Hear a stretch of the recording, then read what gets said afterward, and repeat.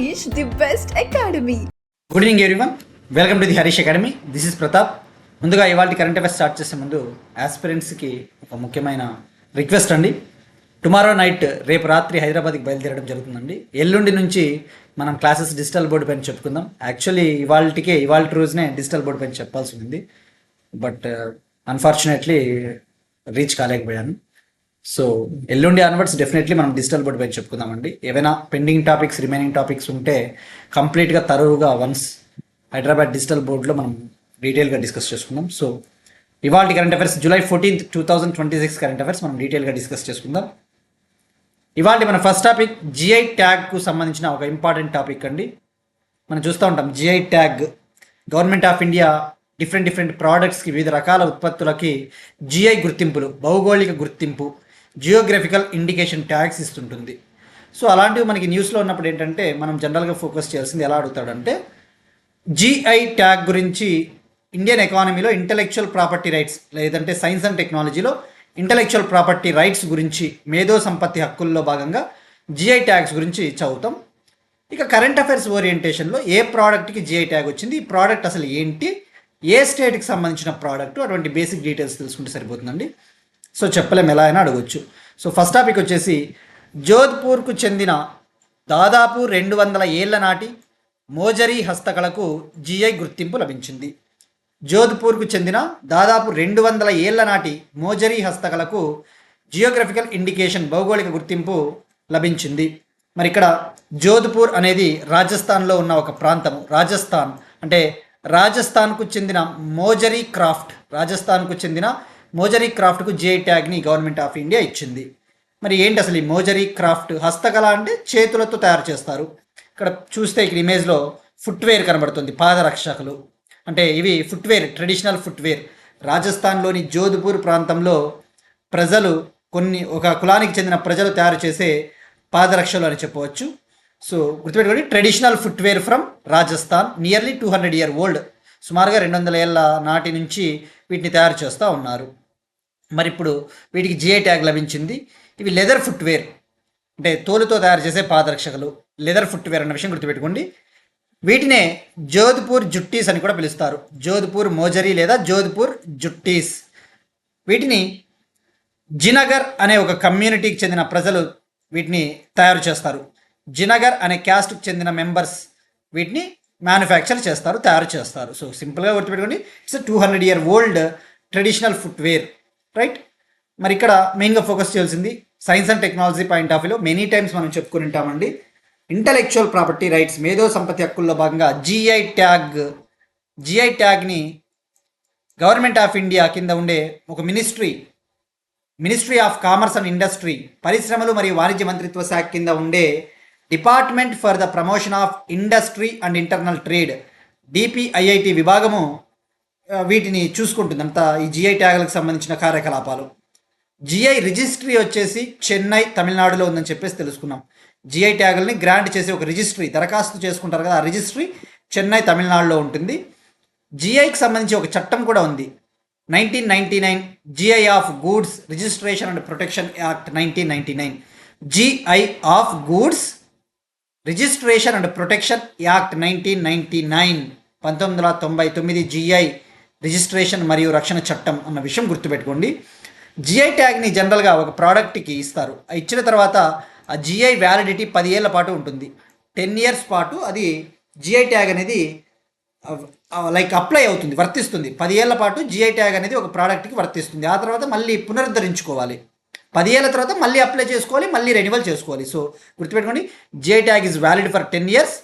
From there onwards it can be renewed. అంటే ప్రతి 10 ఏళ్ళకి ఒకసారి దీన్ని పునరుద్ధరించుకోవాలి, రెన్యువల్ చేసుకోవాలన్న విషయం గుర్తుపెట్టుకోండి. ఇప్పుడు మరి జిఐ ట్యాగ్ అంటేనే మనకి జనరల్గా గుర్తు రావాల్సిండేది జిఐ రిజిస్ట్రీ చెన్నై అన్న విషయం గుర్తుపెట్టుకోండి. సో ఇదొక మేధో సంపత్తి హక్కు. సో ఇది అండి మనకి మోజరీ హస్తకళ ఫ్రమ్ రాజస్థాన్. మరి జిఐ ట్యాగ్స్ని ఏ ప్రోడక్ట్స్కి ఇస్తారండి? అగ్రికల్చరల్ ప్రోడక్ట్స్, వ్యవసాయ రంగ ఉత్పత్తులకి ఇస్తారు. మ్యానుఫ్యాక్చర్డ్ ప్రోడక్ట్స్, తయారీ రంగ ఉత్పత్తులు, అలాంటి ప్రోడక్ట్స్కి ఇవ్వడం జరుగుతుంది. నెక్స్ట్ వన్, మ్యానుఫ్యాక్చరింగ్ ఇండస్ట్రీకి సంబంధించిన ఒక ఇంపార్టెంట్ టాపిక్. హైదరాబాద్లో భూ అయస్కాంతాల తయారీ కేంద్రం. తెలంగాణలోని హైదరాబాద్లో భూ అయస్కాంతాల తయారీ కేంద్రాన్ని ఏర్పాటు చేయబోతా ఉన్నారు. దీనికోసం హైదరాబాద్కు చెందిన నెక్సన్ జియోకెమ్ అనే ఒక కంపెనీ, హైదరాబాద్కు చెందిన నెక్సన్ జియోకెమ్ అనే ఒక కంపెనీ రష్యాకు చెందిన గిరెడ్మెట్ అనే ఒక కంపెనీతో అగ్రిమెంట్ కుదుర్చుకునింది. హైదరాబాద్కు చెందిన నెక్సన్ జియోకెమ్ అనే ఒక కంపెనీ రష్యాకు చెందిన ఒక ప్రభుత్వ రంగ అణుశక్తి సంస్థ అయిన రోసోటామ్ కంపెనీ, రష్యాకు చెందిన ప్రభుత్వ రంగ అణుశక్తి సంస్థ అయిన రోసోటామ్ కంపెనీకి చెందిన గిరెడ్మెట్తో ఒక అగ్రిమెంట్ కుదుర్చుకునింది.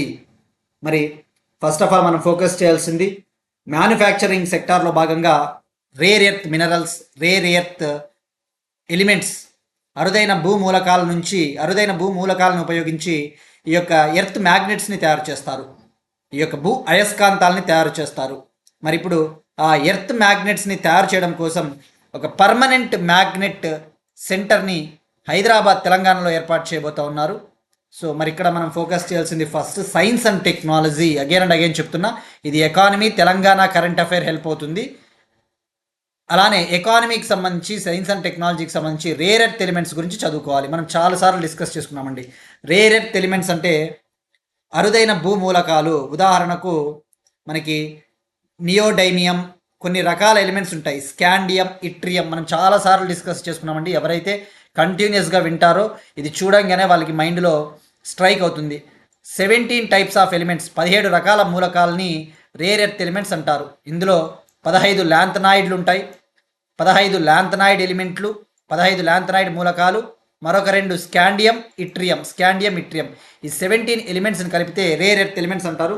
మీరు కెమిస్ట్రీలో పీరియాడిక్ టేబుల్లో చదువుతారు. ఇవి మనము ఇంటర్మీడియట్ ఫస్ట్ ఇయర్లో చదువుతాం కదా, పీరియాడిక్ టేబుల్ కెమిస్ట్రీలో. ఆ పీరియాడిక్ టేబుల్లో మనకి ఈ రేర్ ఎర్త్ ఎలిమెంట్స్ ఉంటాయి, 17 ఉంటాయి అన్న విషయం గుర్తుపెట్టుకోండి.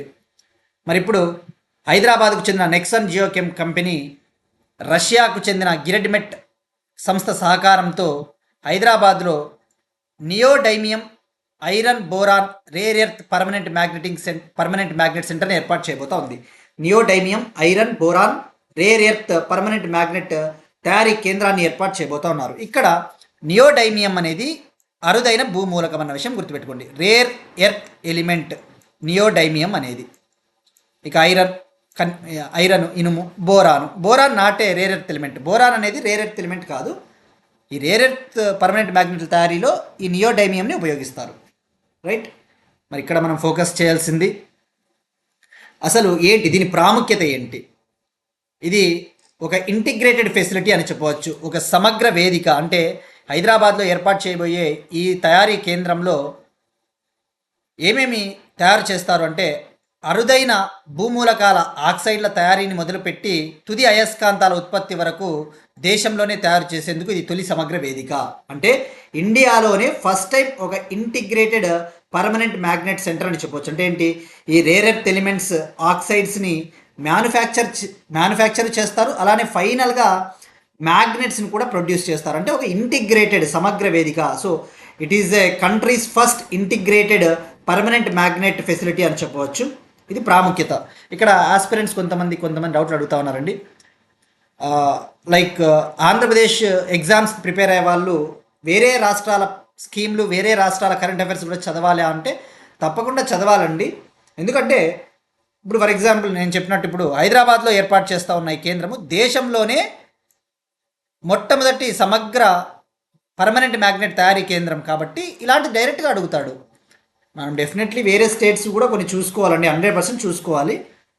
బట్ కొన్ని స్పెసిఫిక్గా ఉంటాయి, తెలంగాణ పథకాలు ఉంటాయి, అవి అవసరం లేదు. ఆంధ్ర ఎగ్జామ్స్ ప్రిపేర్ అయ్యే వాళ్ళు తెలంగాణ పథకాలు అవసరం లేదు, తెలంగాణ ఎగ్జామ్స్ ప్రిపేర్ అయ్యే వాళ్ళు ఆంధ్ర పథకాలు అటువంటివి అవసరం లేదు. ఏమైనా ప్రాముఖ్యత కలిగినవి ఉంటేనే అన్న విషయం గుర్తుపెట్టుకోండి. సో మరి ఇక్కడ మనం ఇటువంటిదే మార్చ్లో ఒక కరెంట్ అఫైర్ డిస్కస్ చేసుకున్నాం, దానికి లింకప్ చేసుకోవాలండి. మనం March 20, 2026 అంటే just 4 months back press information bureau, government website press information బ్యూరోలో ఒక టాపిక్ డిస్కస్ చేసుకున్నాం. ఇటీవల కేంద్ర ప్రభుత్వం హైదరాబాద్లోని ఏఆర్సిఐ సెంటర్లో neodymium iron boron rare earth permanent magnet తయారీ కేంద్రం యొక్క పైలట్ ప్లాంట్ని ఏర్పాటు చేశారు, ప్రయోగాత్మక కేంద్రాన్ని ఏర్పాటు చేశారు. మరి అది వేరు ఇది వేరు అన్న విషయం గుర్తుపెట్టుకోండి. మార్చ్ 2026లోనే గవర్నమెంట్ ఆఫ్ ఇండియా, భారత ప్రభుత్వం స్వదేశీయంగా అంటే ఇండిజీనస్గా ఏ కంట్రీ సహకారం లేకుండానే, ఏ కంట్రీ యొక్క సహకారం లేకుండానే హైదరాబాద్లోని, తెలంగాణలోని హైదరాబాద్లోని international advanced research centre for powder metallurgy and new materials ARCI institute వద్ద నియోడైమియం ఫెర్రన్ అంటే ఫెర్రస్ అంటే iron boron rare earth permanent magnets తయారీ కేంద్రాన్ని ఏర్పాటు చేసింది. మరి ఆల్రెడీ ఒకటి ఉంది, అటువంటివే ఇంకా ఏర్పాటు చేయబోతా ఉన్నారు హైదరాబాద్లో. దీనికోసం హైదరాబాద్కు చెందిన నెక్సన్ జియోకెమ్ కంపెనీ, రష్యాకు చెందిన గిరెడ్మెట్ కంపెనీతో ఒప్పందం కుదుర్చుకుందన్న విషయం గుర్తుపెట్టుకోండి. ఇందులో భాగంగా ఇండియాలో ఈ భూయస్కాంతాల తయారీ ప్రాసెసింగ్ సెంటర్లను ఏర్పాటు చేయబోతూ ఉన్నారు. సో ఇలా జస్ట్ మనకి ఆప్షన్స్ ఇచ్చినప్పుడు ఈజీగా మనం ఐడెంటిఫై చేస్తామండి, అందులో మనం టెన్షన్ పడాల్సిన పని లేదు. మరి ఇక్కడ దీన్ని 2033 నాటికల్లా 2033 నాటికల్లా ఎవ్రీ ఇయర్ 1200 మెట్రిక్ టన్నుల ఉత్పత్తి సామర్థ్యాన్ని అందుకోవాలని లక్ష్యంగా పెట్టుకున్నారు. 2033 కల్లా ఎవ్రీ ఇయర్ 1200 మెట్రిక్ టన్నుల రేర్ ఎర్త్ పర్మనెంట్ మ్యాగ్నెట్స్ని ప్రొడ్యూస్ చేయాలని చెప్పేసి టార్గెట్ పెట్టుకున్నారు. ఇక్కడ మీకు ఇది చాలా ఇంపార్టెంట్ అండి. రష్యా ప్రభుత్వ రంగ అణుసంస్థ రోసోటోమ్ కంపెనీ అంటే మనకు గుర్తు రావాల్సింది రష్యాకు చెందిన గవర్నమెంట్ న్యూక్లియర్ ఎనర్జీ కంపెనీ. అలానే డసాల్ట్ ఏవియేషన్ అంటే ఫ్రాన్స్కు చెందిన కంపెనీ. అట్లా కూడా మ్యాచ్ ద ఫాలోయింగ్ అడుగుతారండి. రోసోటోమ్ కంపెనీ రష్యా అన్న విషయం గుర్తుపెట్టుకోండి. ఎలా ఇస్తాడంటే స్టేట్మెంట్లలో చిన్న కన్ఫ్యూజన్ చేస్తాడు. హైదరాబాద్లో భూయస్కాంతాల తయారీ కేంద్రాన్ని ఏర్పాటు చేయడానికి హైదరాబాద్ కంపెనీ అమెరికాకు చెందిన రోసోటోమ్ కంపెనీతో ఒప్పందం కుదుర్చుకున్నది అంటాడు. మనకి రోసోటోమ్ అంటే ప్రభుత్వ రంగ అణుశక్తి సంస్థ అని తెలుసు, కానీ ఏ కంట్రీ కనుక మర్చిపోతే జస్ట్ రష్యా ప్లేస్లో అమెరికా ఇస్తాడు. దాన్ని ఏమనుకుంటారు, కీ మిస్టేక్ అనుకుంటారు. కీ మిస్టేక్ కాదు, వాడు కావాలనే స్టేట్మెంట్లో రష్యా ప్లేస్లో అమెరికాకు చెందిన ప్రభుత్వ రంగ అణుశక్తి సంస్థ రోసోటోమ్ అంటాడు. అట్లా ట్విస్ట్ చేస్తాడండి. సో కేర్ఫుల్గా ఉండండి. మరి ఎగ్జామ్ పాయింట్ ఆఫ్ వ్యూలో మీరు ఫోకస్ చేయాల్సింది అసలు ఈ రేర్ ఎర్త్ పర్మనెంట్ మ్యాగ్నెట్స్ని ఎందుకు ఉపయోగిస్తారు. ఈ అరుదైన భూ అయస్కాంతాలు, ఈ neodymium iron boron rare earth permanent మ్యాగ్నెట్స్ని వేటిలో ఉపయోగిస్తారు అంటే రెన్యూబుల్ ఎనర్జీలో ఉపయోగిస్తారు. Wind turbines. ఈ విండ్ టర్బైన్స్ అంటే ఏంటివి? రెన్యూబుల్ ఎనర్జీ విండ్ టర్బైన్స్ తయారీలో ఉపయోగిస్తారు. ఎలక్ట్రిక్ వెహికల్స్ తయారీలో వీటిని ఉపయోగిస్తారు. ఎలక్ట్రానిక్స్ అంటే hard drives, smart phones, head ఫోన్స్లో ఉపయోగిస్తారు. రోబోటిక్స్ ఇండస్ట్రీస్లో ఉపయోగిస్తారు.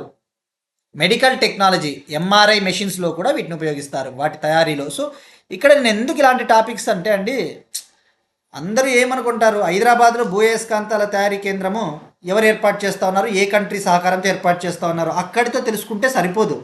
అక్కడితో తెలుసుకుంటే అది జస్ట్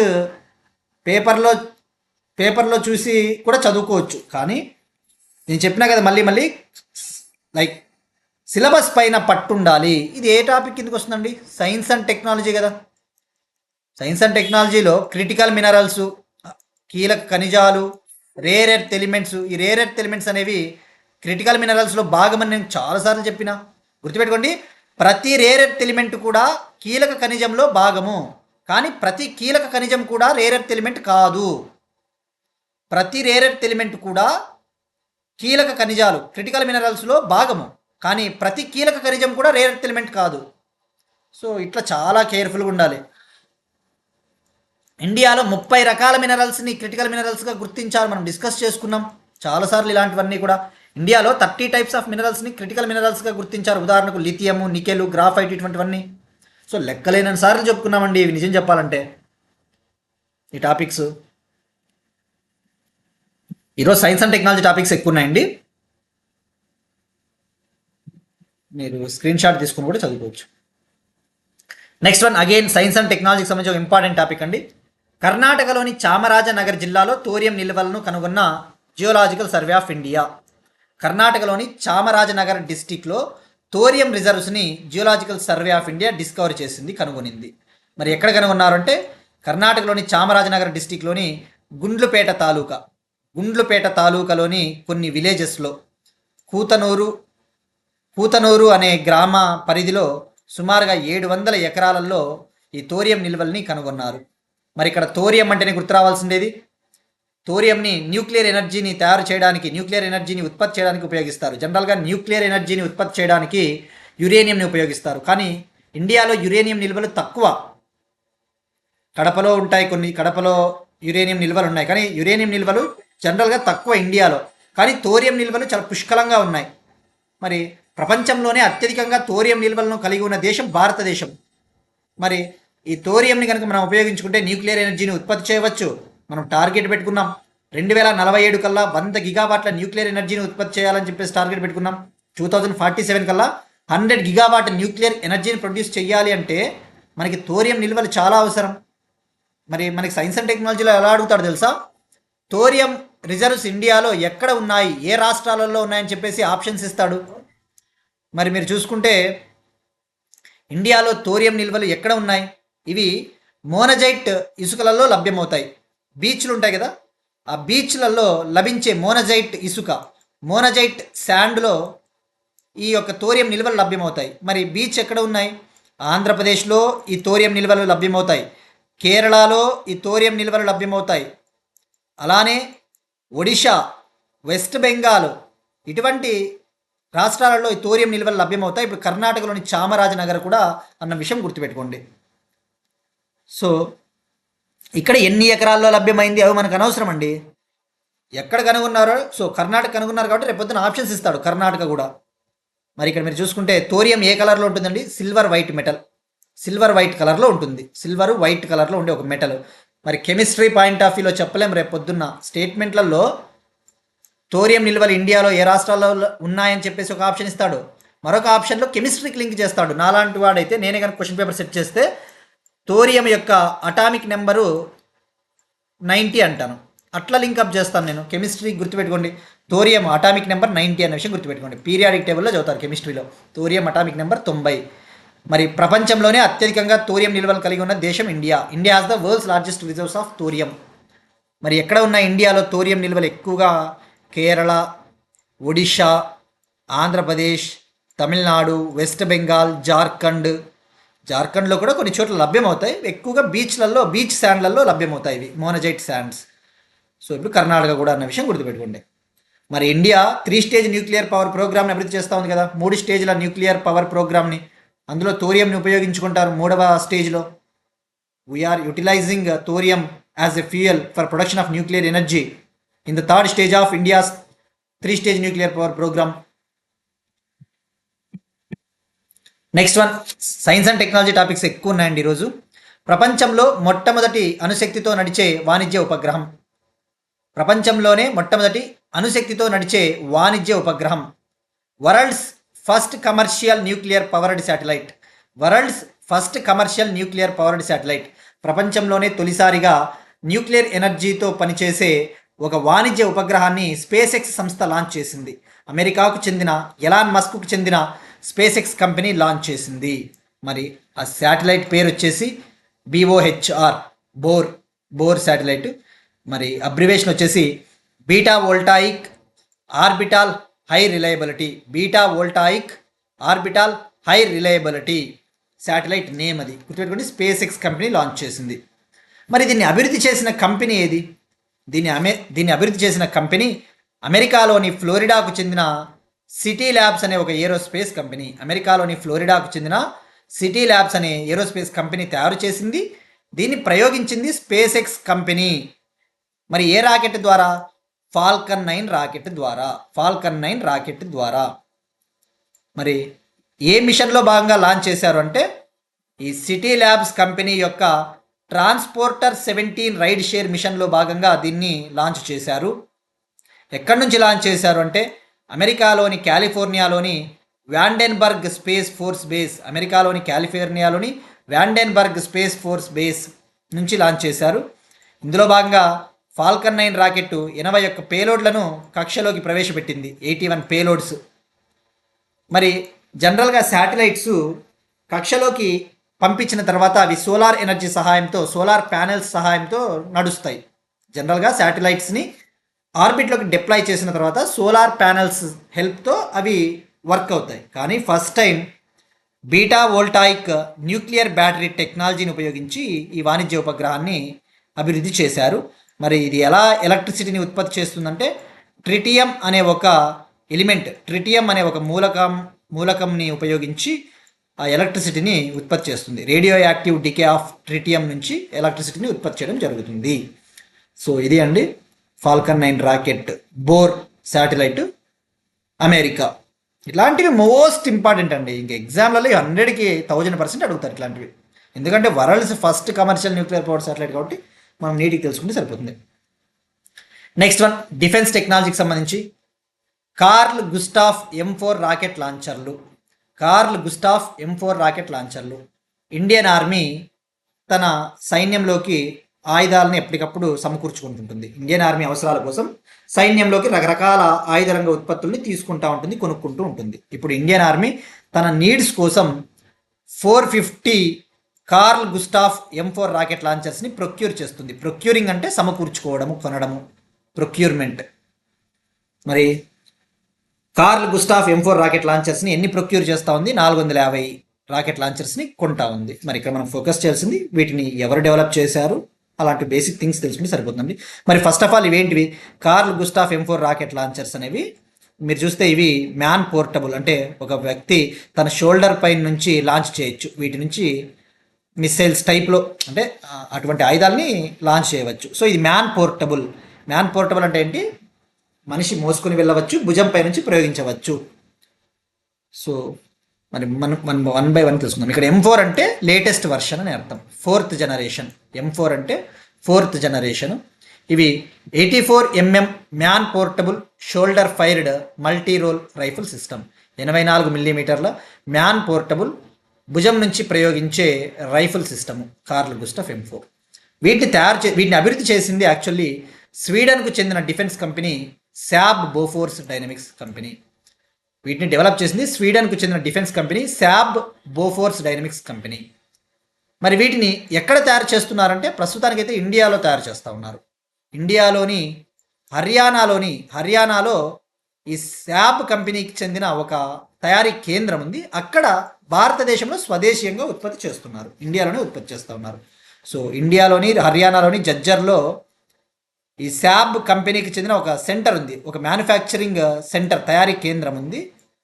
అక్కడ వీటిని మ్యానుఫ్యాక్చర్ చేస్తున్నారు. మరి ఇండియా 1970s నుంచే ఈ M2, M3 వేరియంట్లను వాడుతూ ఉంది. ఈ కార్ల్ గుస్టాఫ్కి చెందిన M2 వర్షన్, M3 వర్షన్ని ఎప్పటి నుంచో యూజ్ చేస్తూ ఉంది. ఇప్పుడు లేటెస్ట్ వర్షన్ ఇది M4, 4th జనరేషన్. ఈ M4 rifle system just 7 kg కంటే తక్కువ ఉంటుంది, అంటే లైట్ వెయిట్. కానీ M2, M3 కొద్దిగా వెయిట్ ఎక్కువ. అవి M2, M3లతో పోల్చుకుంటే M4 రాకెట్ లాంచర్ బరువు తక్కువ. సో ఇది అండి Carl Gustaf M4 rocket launchers.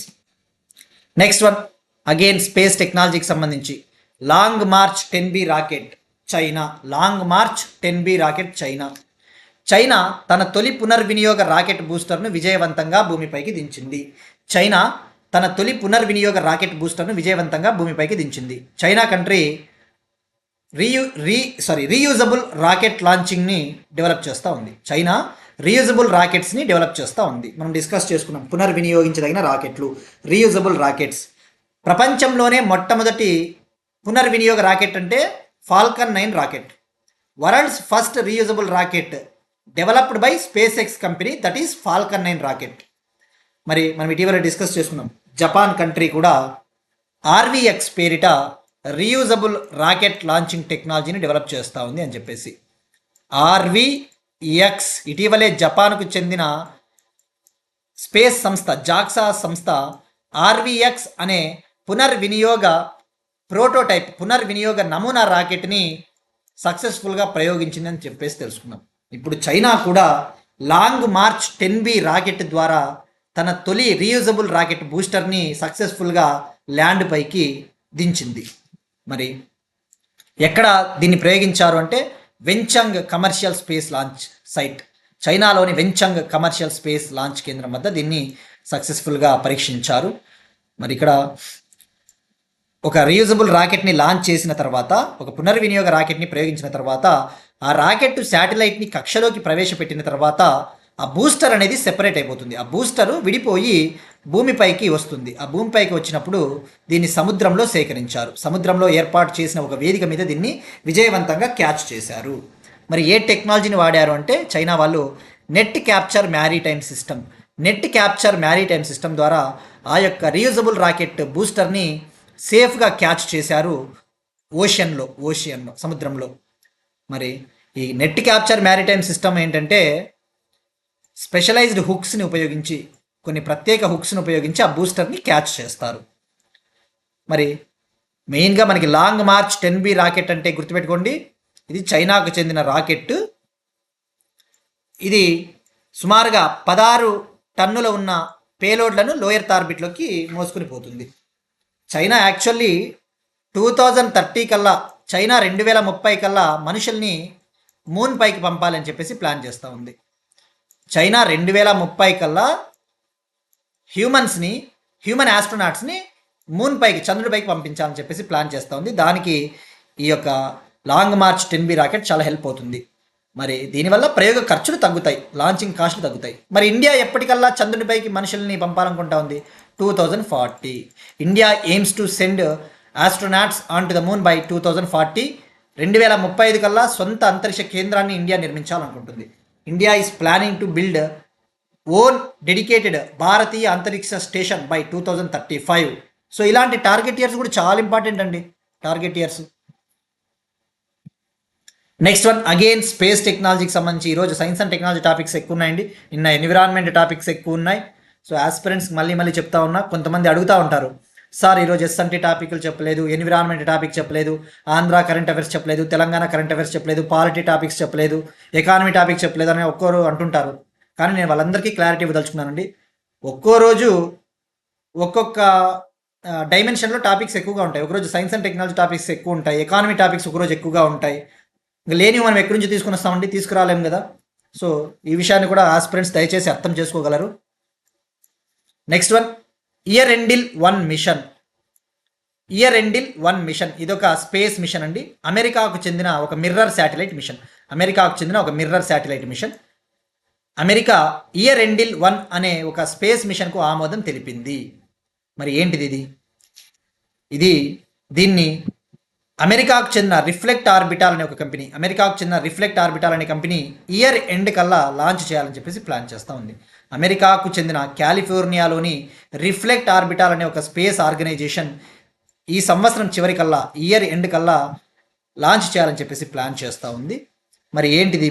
దీని ముఖ్య ఉద్దేశం ఏంటి అంటే, సన్లైట్ ఉంటుంది కదా, ఆ సన్లైట్ని రాత్రిపూట్ల కూడా భూమిపైకి పరావర్తనం చెందించేందుకు అభివృద్ధి చేస్తూ ఉన్న ఒక మిషన్. సన్లైట్ జనరల్గా మనకి డే టైంలో ఉంటుంది, కానీ నైట్ టైమ్స్ కూడా ఆ సన్లైట్ని ఎర్త్ పైకి ఇల్యూమినేట్ చేసేలా, నైట్ టైమ్స్ కూడా ఆ సన్లైట్ని ఎర్త్ పైకి పంపించేలాగా ఈ మిషన్ని అభివృద్ధి చేస్తూ ఉంది రిఫ్లెక్ట్ ఆర్బిటాల్ కంపెనీ. సో ఇక్కడ మీరు మరి ఏంటి అసలు ఈ యొక్క ఇయర్ ఎండిల్ 1 ఉపగ్రహం ద్వారా, ఇయర్ ఎండిల్ 1 శాటిలైట్ ఏం చేస్తుందంటే, ఒక భారీ మిర్రర్ని అంతరిక్షంలోకి తీసుకెళ్తుంది.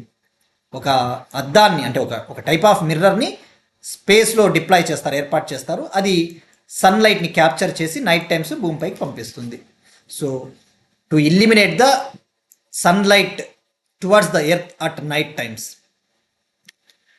మరి దీన్ని డెవలప్ చేసింది గుర్తుపెట్టుకోండి, అమెరికాకు చెందిన రిఫ్లెక్ట్ ఆర్బిటాల్ కంపెనీ. మరి ఇక్కడ తెలుగులో కూడా ఇవ్వడం జరిగిందండి స్క్రిప్ట్.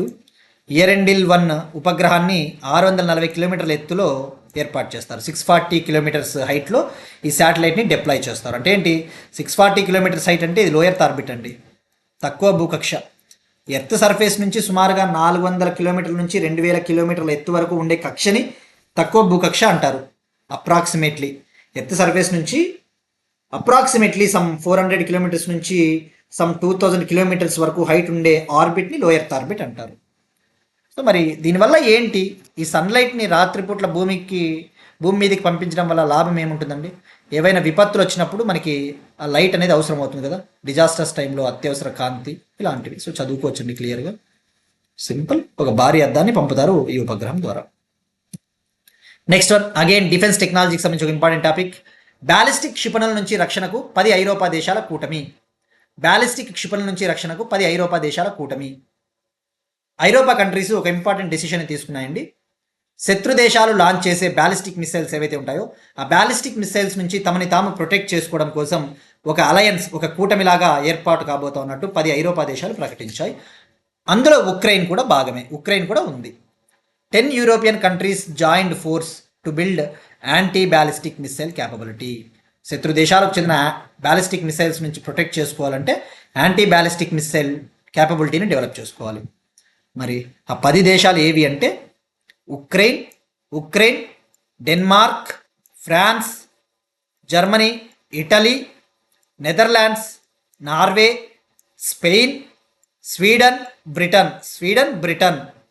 మరి ఈ 10 దేశాలు ఎక్కడ ఈ ప్రకటన చేశాయి అంటే ఫ్రాన్స్లోని ప్యారిస్లో జరిగిన చర్చల అనంతరం ఉక్రెయిన్ అధ్యక్షుడు జెలెన్స్కీ గారు ప్రకటన చేశారు. సో ఇక్కడ ఇలాంటి ఆర్గనైజేషన్స్, ఇలాంటి కూటమిల వార్తలు ఉన్నప్పుడు తప్పకుండా ఆ కంట్రీలు కూడా గుర్తుపెట్టుకోవాలండి. అందులో ఎట్లయినా అడగొచ్చు. ఎలా అడుగుతాడంటే ఈ 10 ఐరోపా దేశాల కూటమిలో నెదర్లాండ్స్ ప్లేస్లో వేరే కంట్రీ ఏదైనా ఇస్తాడు, చెప్పలేము, మనం రిస్క్ తీసుకోరాదు. బాగా నంబర్ ఆఫ్ రివిజన్స్ చేస్తే గుర్తుంటాయి. New integrated anti ballistic missile coalition, ఇలాంటివి బాగా గుర్తుపెట్టుకోండి. డిఫెన్స్ టెక్నాలజీకి సంబంధించి మనం చూస్తూ ఉన్నాం, వివిధ దేశాలు వివిధ రకాల డిఫెన్స్ కూటమిని ఏర్పాటు చేస్తూ ఉంటాయి. ఉదాహరణకు అమెరికా గోల్డెన్ డూమ్ సిస్టమ్, అమెరికా గోల్డెన్ డూమ్ రక్షణ వ్యవస్థ. అదే ఇండియా అయితే సుదర్శన్ చక్ర.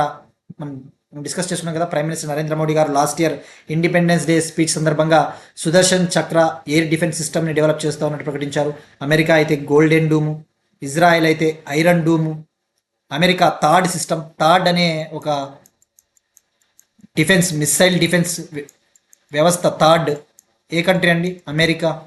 ఇట్లా మ్యాచ్ ద ఫాలోయింగ్లో మీరు డిఫెన్స్ ఎస్ఎన్టీ ఇవన్నీ చదివి తీరాల్సిందే అండి, భలే ఉంటాయి టాపిక్స్ ఇవన్నీ. Next one sports. లార్డ్స్లో కొత్త చరిత్ర. ఇంగ్లాండ్లోని లార్డ్స్ స్టేడియంలో first time women's cricket test match జరిగిందండి.